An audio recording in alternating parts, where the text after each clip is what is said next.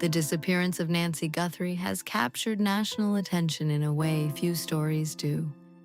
As the days stretch on, the silence feels heavier, the questions louder, and the hope more fragile. At the center of it all is her daughter, Savannah Guthrie, a woman millions recognize from morning television, now navigating something no one is ever prepared for. The searches continue. Investigators follow every credible lead, and the public watches closely. Through it all, Savannah has remained composed, measured, and deliberate in her public appearances. That composure has sparked conversation, admiration from some, confusion from others.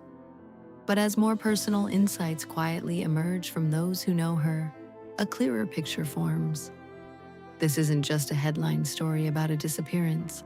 It's about family, expectation, resilience, and the complicated ways love can shape how we respond to crisis.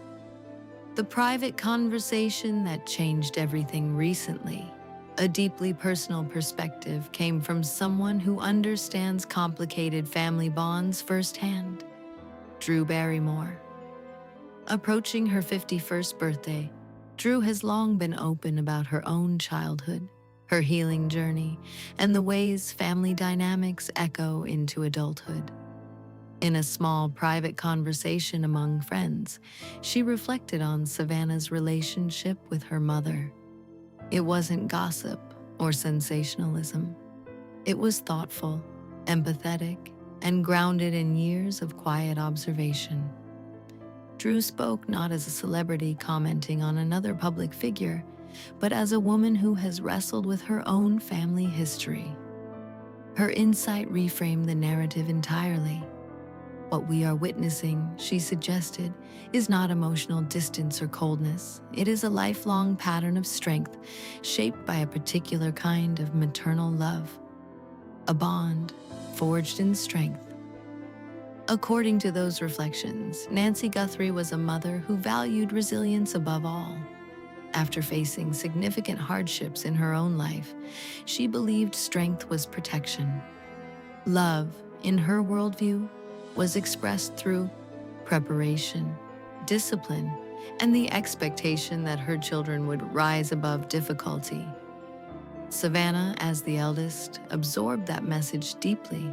She has often spoken about her mother as her rock, her guide, the steady force behind her success. But strength, when emphasized consistently, can become both armor and burden. Savannah learned early that being prepared meant being unshakable. Showing vulnerability publicly wasn't discouraged outright. It just wasn't the priority. What mattered was composure, dignity, and perseverance. That framework shaped her career and now appears to shape her response to unimaginable uncertainty. Reading the public moments differently. When Savannah finally addressed the public days after her mother's disappearance, many noticed her calm demeanor. She thanked supporters, acknowledged investigators, and spoke carefully about hope. Her tone was steady, her posture upright, her words intentional. Some viewers expected visible devastation, others admired her control. Through the lens Drew described, that steadiness takes on new meaning. Savannah wasn't suppressing emotion. She was honoring what she had been taught. Gather yourself, speak clearly, lead with gratitude, maintain dignity. That kind of response doesn't happen accidentally. It is practiced over decades. The structure of her message reflected discipline. Appreciation first, information second, hope always. Rather than chaotic grief, it was focused determination. Understanding the foundation of her upbringing allows us to see those moments not as distant, but deeply personal. The weight of expectations. There is a subtle difference between being strong and feeling required to be strong. Drew's reflection suggested that Savannah's mother believed resilience was a gift, something that protected her children from a harsh world. Yet when resilience becomes identity, it can feel like a standard that must never slip. Savannah's life has unfolded in the public eye for years.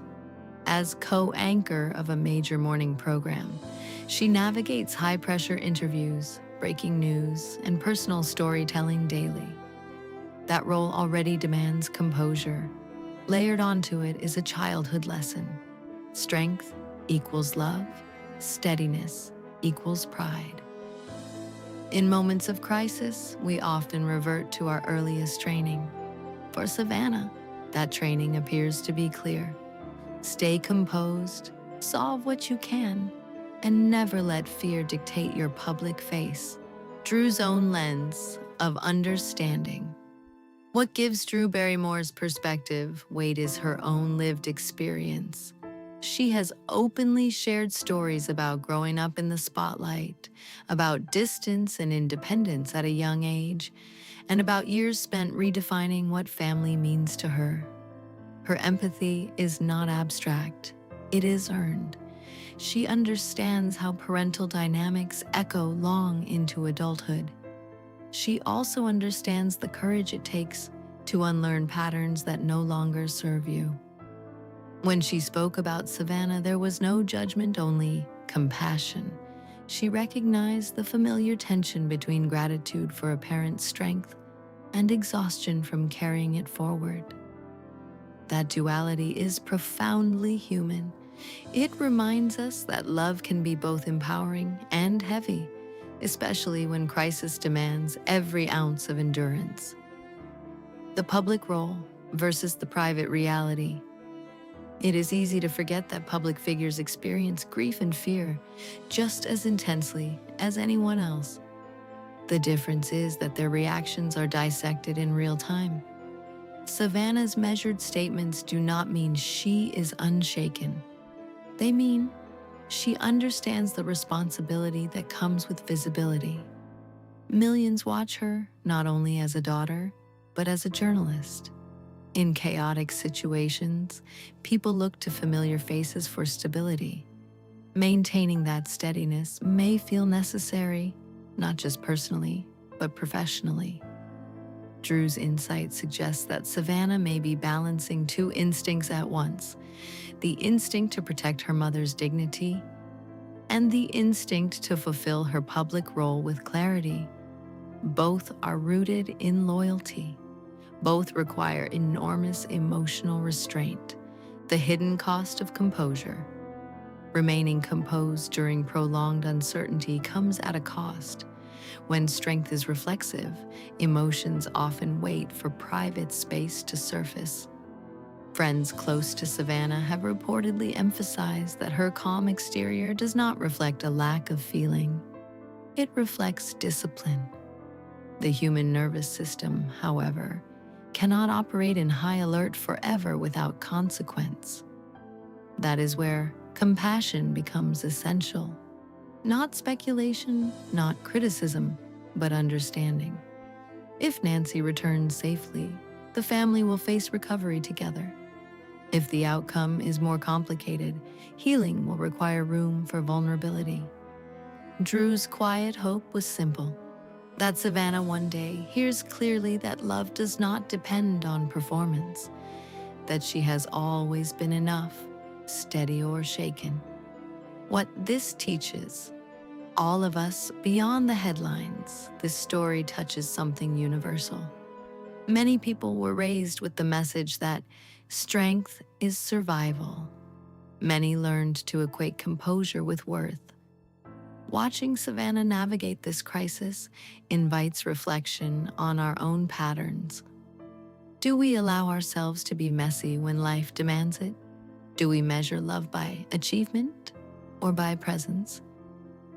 Drew's reflections gently shift the focus away from speculation and toward empathy. Family bonds are rarely simple. They're layered with gratitude, expectation, admiration, and sometimes silent pressure. In moments of crisis, those layers become visible. Instead of judging the form grief takes, we can choose to honor it in all its shapes.